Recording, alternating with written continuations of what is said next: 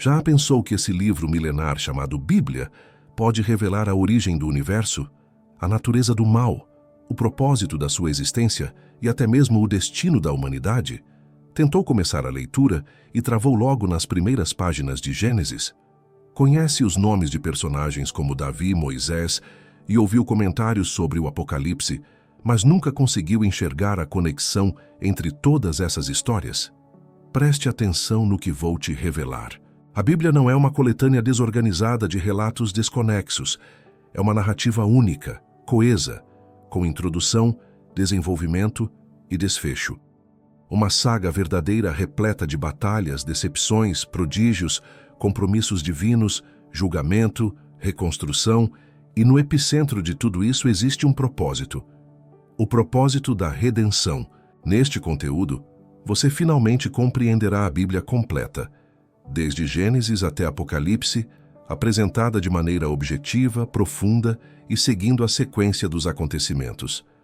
Você descobrirá a razão pela qual Deus formou o universo, como a desobediência surgiu, o verdadeiro significado da crucificação e as promessas que ainda serão cumpridas. Se a Bíblia sempre pareceu confusa para você, ou mesmo se acredita que já domina seu conteúdo, acompanhe até o final, pois essa narrativa diz respeito à sua própria jornada. E garanto que após assistir, sua perspectiva sobre a Bíblia e sobre sua própria trajetória será completamente transformada. Na origem de todas as coisas, existia somente Deus, sem a noção de tempo, sem sofrimento, sem trevas, apenas um ser eterno, impecável e repleto de amor infinito. E foi então que Deus pronunciou que exista luz, e a luminosidade surgiu. Através de sua palavra, ele trouxe à existência tudo o que conhecemos: o firmamento, o planeta, os mares, as constelações, as criaturas e, finalmente, o ponto mais alto da criação, a humanidade. Adão e Eva foram moldados conforme a imagem divina, com autonomia, significado e comunhão direta com o Criador. Eles caminhavam lado a lado com Deus. Não existia culpa, temor ou finitude. Porém, o amor genuíno só existe quando há liberdade de decisão. E Deus estabeleceu uma árvore específica, um limite estabelecido, uma prova de fidelidade. A serpente, representação do adversário, distorceu a verdade. Insinuou que o homem poderia alcançar a divindade dispensando Deus. E Adão e Eva transgrediram. O pecado invadiu a criação. A comunhão foi rompida. A terra recebeu maldição e a humanidade foi banida do paraíso. Porém, Deus não abandonou seu projeto. Mesmo diante da transgressão, ele proclamou uma garantia. Da linhagem da mulher surgirá alguém que esmagará a cabeça da serpente. Adão e Eva geraram descendentes, e os descendentes dos descendentes povoaram o planeta. Mas o pecado também se espalhou exponencialmente. A brutalidade cresceu. O coração do homem se distanciava progressivamente de Deus. Até que alcançou o momento em que o planeta estava tão contaminado que Deus resolveu intervir. Eliminarei tudo o que respira. Mas existia um homem, Noé, um homem reto, íntegro, que mantinha comunhão com Deus. Deus o convocou, ordenou a construção de uma embarcação, um grande navio de resgate. Durante mais de 100 anos, Noé proclamou, alertou, construiu e ao final nenhuma alma deu crédito, apenas sua própria família. Então veio a inundação mundial. As águas engolfaram o planeta, mas a embarcação permanecia à superfície, preservando em seu interior a garantia de um recomeço.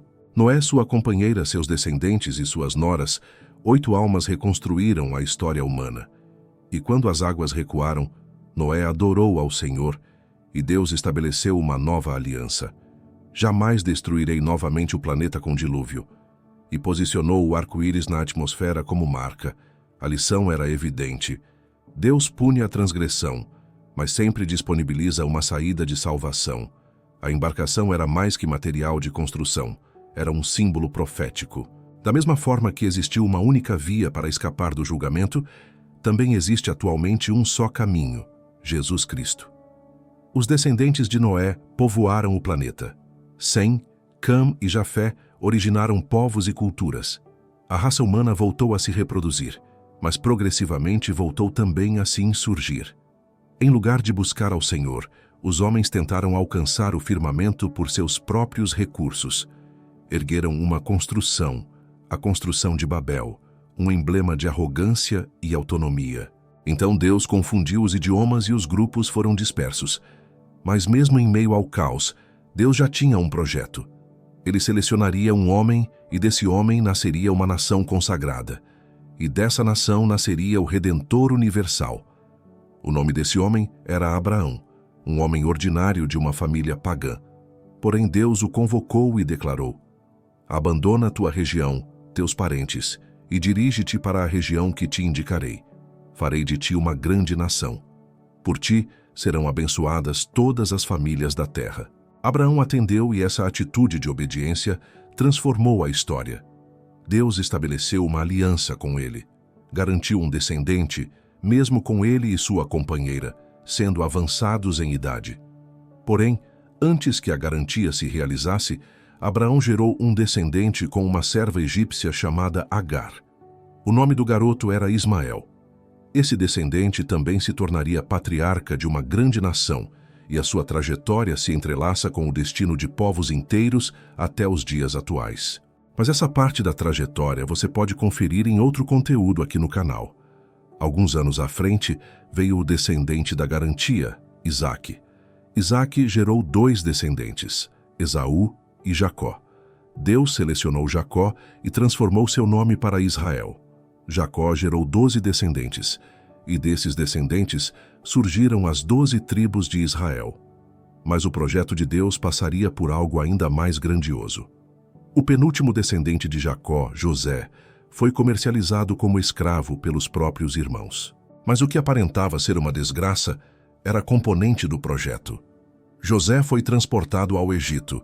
Ali Deus o elevou e quando veio a escassez, foi ele quem preservou sua família. A garantia estava ativa mesmo no Egito, mesmo em meio à servidão que sobreviria depois, Deus estava direcionando tudo para o cumprimento de sua aliança. O tempo avançou. A família de Jacó prosperou no Egito e se transformou em um povo numeroso. Porém, aquele povo que havia sido recebido se tornou uma ameaça na percepção dos egípcios, e então Israel foi subjugado. Por mais de 400 anos, os descendentes da garantia viveram oprimidos e suplicavam: Senhor, até quando?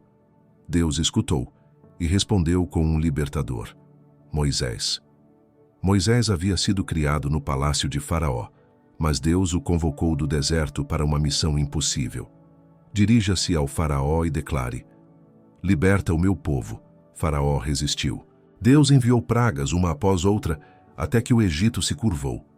Na última noite, Deus deu instruções precisas. Cada família deveria oferecer um cordeiro e marcar as entradas das portas com seu sangue. Quando eu avistar o sangue, passarei adiante. Nascia ali a Páscoa. E naquela madrugada o povo de Deus foi libertado, mas o adversário não desistiu. Faraó perseguiu os hebreus até o oceano. Foi então que Deus abriu o impossível. O Mar Vermelho se dividiu. O povo atravessou em terra seca. O exército egípcio foi aniquilado. Deus havia triunfado. No deserto, Deus conduziu seu povo com nuvem de dia e fogo à noite. E no Monte Sinai, ele estabeleceu uma aliança. Deus entregou as tábuas da lei, 10 mandamentos que mostravam o que é justo, santo e bom, mas também revelavam algo mais profundo. O coração do homem estava contaminado pelo pecado. O povo reclamava, transgredia, se insurgia. Mesmo presenciando prodígios, seus corações eram endurecidos. Foi então que Deus instituiu o tabernáculo, um lugar de adoração com ofertas diárias. Ali o pecado era coberto, mas não eliminado. Era apenas uma sombra, um sinal. O sangue de animais não podia purificar de verdade, mas tudo apontava para o que viria. Um sacrifício impecável, um cordeiro sem mancha. Deus estava instruindo o povo que só há redenção por meio do sangue e que a libertação externa era só o começo. Ele desejava libertar os corações. Depois de 40 anos no deserto, o povo finalmente chega à fronteira da região que Deus havia garantido a Abraão, uma região que jorrava leite e mel. Moisés não entra. Ele falece contemplando a garantia. Porém, o Senhor levanta Josué para conduzir o povo à conquista. Eles atravessam o rio Jordão e as muralhas de Jericó desabam com um clamor de fé. As tribos se espalham pela região, mas logo surge um problema. O povo esquece o Senhor. Sem um líder forte, cada um fazia o que julgava correto aos próprios olhos. E assim começa um tempo de ciclos: pecado, opressão, arrependimento, livramento e pecado novamente. Foi o período dos juízes, homens e mulheres levantados por Deus para libertar o povo, como Débora, Gideão e Sansão. Mas a instabilidade era constante, e o povo solicita um rei. Queremos ser como as outras nações. Deus permite. E então surge Saul, o primeiro rei de Israel, alto, forte, mas desobediente. Depois dele, Deus seleciona Davi, um jovem pastor de ovelhas, com o coração segundo o coração de Deus, e faz a ele uma nova garantia. Da tua linhagem levantarei um rei que reinará eternamente. Davi governa com coragem, fé e arrependimento. Apesar de seus pecados, ele nunca abandona o Senhor. Seu descendente Salomão herda o trono, constrói um templo glorioso. A sabedoria de Deus atrai reis e rainhas do mundo inteiro. Porém, no final da existência, Salomão também se desvia e o reino se divide. Israel ao norte, Judá ao sul. 2 reinos, 2 caminhos, e um povo que aos poucos se afasta da voz de Deus. Ele levantou homens com fogo nos ossos, vozes solitárias em meio a uma geração rebelde. Profetas. Isaías teve uma visão do trono de Deus, alto e exaltado, e ouviu os anjos clamando: Santo, Santo, Santo é o Senhor dos exércitos. E mesmo assim, o povo não se quebrantava. Jeremias chorou enquanto anunciava a destruição. Ele foi aprisionado, humilhado, mas não parou de clamar: Voltai ao Senhor enquanto é tempo. Ezequiel viu uma carruagem flamejante, o Espírito de Deus se movendo para longe do templo. Teve visões de juízo, mas também de restauração. Ele viu um vale de ossos secos e Deus declarou: Filho do homem, profetiza e os ossos voltarão à vida. Daniel, ainda jovem, foi transportado para a Babilônia como cativo, mas ali, mesmo no meio do império, se recusou a se contaminar. Foi atirado na cova dos leões e saiu ileso. Ele viu reinos caindo e um reino eterno se levantando, o reino do Filho do Homem. Cada profeta clamava, advertia, chorava, mas o povo endurecia o coração até que o julgamento chegou. O reino do norte, Israel, foi invadido pela Assíria e desapareceu. O reino do sul, Judá, foi levado cativo pela Babilônia. Jerusalém foi incendiada. O templo foi destruído. E os sobreviventes choraram à beira dos rios da Babilônia, perguntando: Como cantaremos ao Senhor em região estrangeira? Pela aparência, tudo havia terminado, mas não para Deus. Mesmo no exílio, ele continuava falando. Ele garantia: Eu trarei vocês de volta, farei uma nova aliança, darei um novo coração, derramarei o meu espírito. E assim, depois de 70 anos, um remanescente voltou. Reconstruíram os muros, reergueram o templo, mas algo estava diferente. A glória não havia voltado. Era como se tudo estivesse sendo preparado. O templo estava de pé, o altar reconstruído, mas o firmamento permanecia em silêncio. Por 400 anos não houve profeta, nem visão, nem palavra revelada. Mas quando o firmamento está em silêncio, é porque algo grandioso está prestes a acontecer. 400 anos se passaram e então Deus falou novamente. Mas desta vez não foi por meio de profetas, foi por meio de um bebê. Em uma pequena cidade chamada Belém, nasceu Jesus. Não em palácio, mas numa manjedoura, não cercado por reis, mas por animais e pastores. Um nascimento simples, mas carregado de eternidade. A palavra se fez carne. Deus se fez homem. O Criador entrou na criação. Os anjos anunciaram: Hoje na cidade de Davi nasceu o Salvador. Ele é o Cristo, o Senhor. Ele cresceu em sabedoria, trabalhou como carpinteiro e aos 30 anos começou a ensinar. Porém, ele não ensinava como os outros. Ele declarava: Eu sou o pão da vida. Eu sou a luz do mundo. Eu sou o caminho, a verdade e a vida. Ninguém vem ao Pai, a não ser por mim. Ele curava os enfermos, ressuscitava os falecidos, perdoava pecadores, tocava os intocáveis e amava os rejeitados. Mas nem todos aceitaram sua mensagem. A elite religiosa se incomodou. O Império Romano se sentiu ameaçado e o povo se dividiu. Jesus não veio para montar um exército. Ele veio para vencer uma guerra invisível, o pecado, a morte, o inferno. E para isso ele teria que morrer. Jesus sabia exatamente por que tinha vindo. Ele não foi surpreendido pela traição, pela cruz ou pela morte. Ele caminhava voluntariamente em direção ao sacrifício. Desde o início de seu ministério, ele declarava que o Filho do Homem seria rejeitado, entregue, executado, mas ressuscitaria ao terceiro dia. Era por isso que ele tinha nascido. Na última ceia, ele partiu o pão e declarou: "Isto é o meu corpo entregue por vós." Pegou o cálice e declarou: "Este é o meu sangue, o sangue da nova aliança derramado para perdão dos pecados." Naquela noite, ele foi traído com um beijo, aprisionado, acusado por falsas testemunhas, julgado no meio da madrugada por um tribunal religioso corrupto. Foi espancado, cuspido, ridicularizado. Colocaram uma coroa de espinhos sobre sua cabeça, um manto escarlate em seus ombros e zombaram: "Salve, Rei dos Judeus!" Ele foi entregue a Pilatos, que mesmo não encontrando culpa alguma, lavou as mãos e permitiu que a multidão decidisse. E eles gritaram: "Crucifica-o!" Jesus carregou a cruz pelas ruas de Jerusalém, caiu, foi empurrado, sangrava, e mesmo assim não disse uma palavra contra ninguém. Quando chegou ao monte chamado Gólgota, cravaram-lhe as mãos e os pés no madeiro, e o suspenderam entre o firmamento e o planeta. Ali pendurado, Jesus não apenas sofria fisicamente, ele carregava o pecado de toda a humanidade. Cada mentira, cada adultério, cada injustiça, cada medo, cada vergonha, tudo foi colocado sobre ele. E então ele clamou: "Pai, perdoa-lhes, eles não sabem o que fazem. O meu Deus, por que me abandonaste?"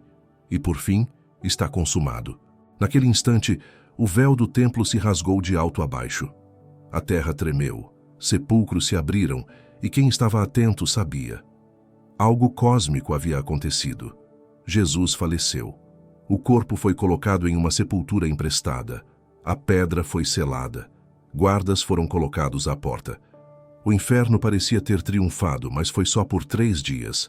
Na madrugada do terceiro dia, o firmamento se moveu.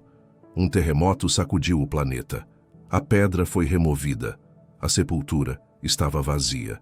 Anjos anunciaram: "Por que buscais entre os mortos aquele que vive? Ele ressuscitou." Jesus apareceu a Maria Madalena no jardim.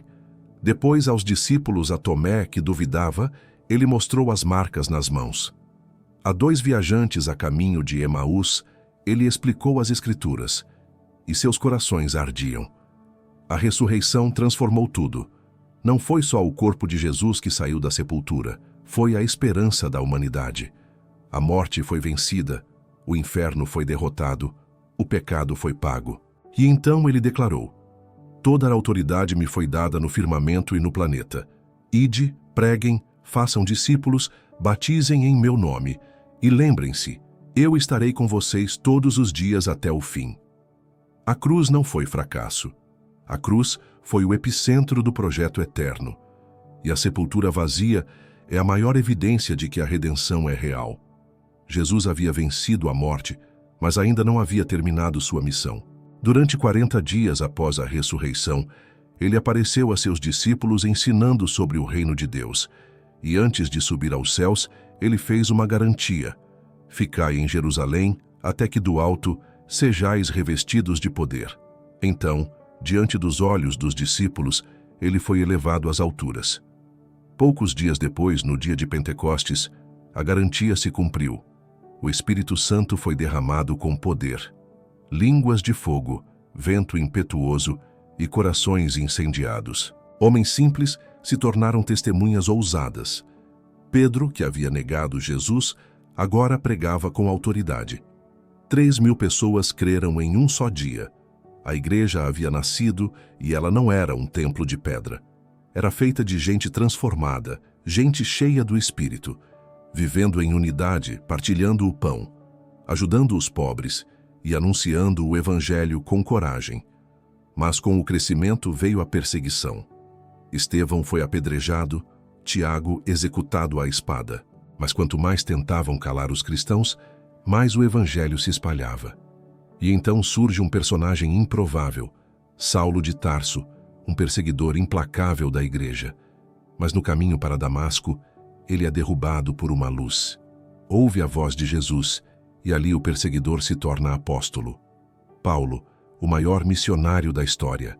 Ele levou o Evangelho à Ásia, à Grécia, a Roma, fundou igrejas, escreveu cartas, enfrentou prisões, naufrágios, açoites, tudo por amor a Cristo. O mundo nunca mais seria o mesmo. A mensagem da cruz começou a alcançar povos, línguas e nações. E essa mensagem chegou até nós, porque 2000 anos depois, a mesma chama ainda arde, o mesmo Espírito ainda habita, a mesma redenção ainda está disponível. O último livro da Bíblia não fala apenas do fim, ele fala do propósito. Apocalipse é uma revelação. A cortina do firmamento se abre, e João, o apóstolo exilado, é arrebatado em espírito para ver realidades que olhos humanos jamais poderiam imaginar. Ele vê Jesus glorificado, com olhos como chamas de fogo, cabelos brancos como a neve, e voz como o som de muitas águas. O mesmo Jesus que foi pendurado numa cruz agora reina com glória eterna. João vê 7 igrejas, representando a igreja de todas as eras. Vê 7 castiçais, 7 estrelas e recebe mensagens diretas do próprio Cristo. Depois vê o trono de Deus, relâmpagos, trovões, adoração incessante, seres celestiais clamando: Santo, Santo, Santo é o Senhor Deus Todo-Poderoso. E então, um livro selado com 7 selos aparece. Ninguém podia abri-lo, até que surge o Cordeiro como se tivesse sido executado. Ele é digno. E ao abrir os selos, os julgamentos começam. Os 4 cavaleiros do Apocalipse saem, o da conquista, da guerra, da fome e da morte. A terra treme, o firmamento se agita, uma batalha espiritual é revelada. Há anjos e demônios, trombetas, taças de ira, terremotos, estrelas que caem e multidões clamando por justiça. A besta se levanta, o falso profeta engana as nações. O dragão, figura do próprio Satanás, é lançado contra a mulher, símbolo do povo de Deus. Mas em meio a tudo isso, há um povo fiel. Aqueles que não se curvaram à imagem da besta, nem negaram o nome de Jesus. Eles são perseguidos, mas vencem porque não amaram a própria vida mais do que amavam a verdade. E então os céus se abrem, um cavalo branco surge, e sobre ele está aquele que é fiel e verdadeiro. Seus olhos são fogo. Em sua coxa está escrito: Rei dos Reis e Senhor dos Senhores. Ele vem para julgar e guerrear com justiça. O exército celestial o segue. A besta é derrotada. O diabo é lançado no lago de fogo, e o último adversário a ser vencido é a morte. Depois do julgamento final, João vê a maior de todas as visões, a Nova Jerusalém, um novo firmamento e um novo planeta, a cidade santa descendo do firmamento como uma noiva enfeitada para o seu noivo. E uma voz declara: Eis que o tabernáculo de Deus está com os homens. Ele habitará com eles. Eles serão o seu povo, e Deus enxugará de seus olhos toda a lágrima. A morte já não existirá, nem dor, nem luto, nem clamor, porque tudo o que era velho passou. A árvore da vida reaparece, o rio da vida corre do trono. Os redimidos reinam com Cristo eternamente. E a história que começou com a separação termina com união eterna. Não haverá mais escuridão. O próprio Deus será a luz e os seus servos o servirão face a face. Essa é a esperança dos salvos. Essa é a garantia final. Essa é a vitória de Cristo. E ao terminar sua visão, João ouve a última garantia: Eis que venho sem demora. E a resposta que ecoa dos céus é: Vem, Senhor Jesus. Você acabou de ouvir a história que explica tudo. Do Gênesis ao Apocalipse, do pecado à redenção, da cruz até a eternidade. A Bíblia não é um livro religioso, é uma carta de amor. E o nome no final é o seu. Jesus faleceu à sua morte para que você viva a vida dele. E hoje essa história pode se tornar a sua. Mas isso é só o começo. Aqui no canal, você pode ir mais fundo. Tem um conteúdo completo sobre Gênesis, outro sobre a divisão dos reinos de Israel. Tem as profecias de Isaías, os milagres de Elias e Eliseu, a jornada radical do apóstolo Paulo e o mistério revelado no Apocalipse. Clica aqui, escolhe um tema e continua com a gente. Porque quando você entende a Bíblia, você entende a existência e nada mais será igual.